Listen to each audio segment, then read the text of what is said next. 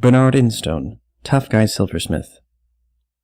Bernard Instone was a noted goldsmith, born in Birmingham, UK in 1891. His interest in jewellery began when he was just 7 years old, perhaps being nurtured by his brother Louis's skills as a goldsmith. He began attending the Central School of Art aged 12 in 1903 on a scholarship, going on to enjoy 2 further scholarships, the Kendrick and the Louisa Anne Ryland. During this era, he fine-tuned his silversmithing skills, learning practical silversmithing and jewellery at the Vittoria Street School.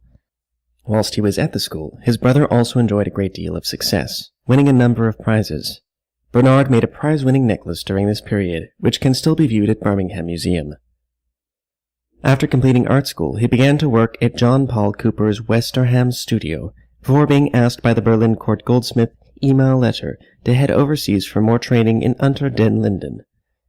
He made a brooch for the King of Bavaria, whilst he was in Germany, but this era was tinged with tragedy due to his brother dying in an accident during a day trip to Zernsdorf.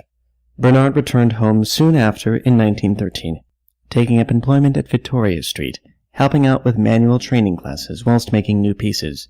He was soon asked to produce a number of his own commissions. However, in 1914 he was forced to put his career on hold at the age of 23 due to the Great War. After the war, he founded Langstone Silver Works in Digbeth. The name was derived by combining his parents' names.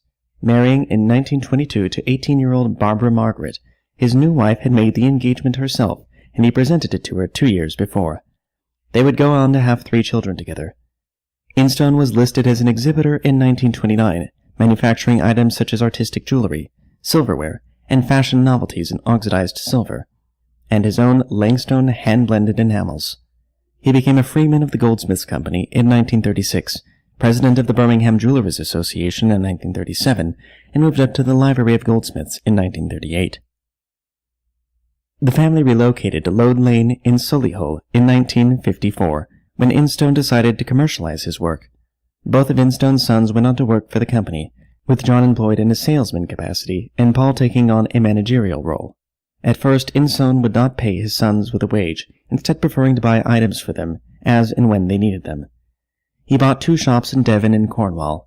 He was left the Cornwall property in the owner's will before being forced to hand it over to his daughter. These shops sold paintings and jewellery. When his 2 sons fell out, Instone offered the property in Salcombe to his son John. Paul took over the business in 1963 when Instone retired. Instone was a tough man who did not take dissent lightly and took little nonsense from either of his sons, often challenging them to physical brawls. He was a physically fit man, whose health only really started to fail when he reached his 9th decade. He died in 1987 from bronchopneumonia.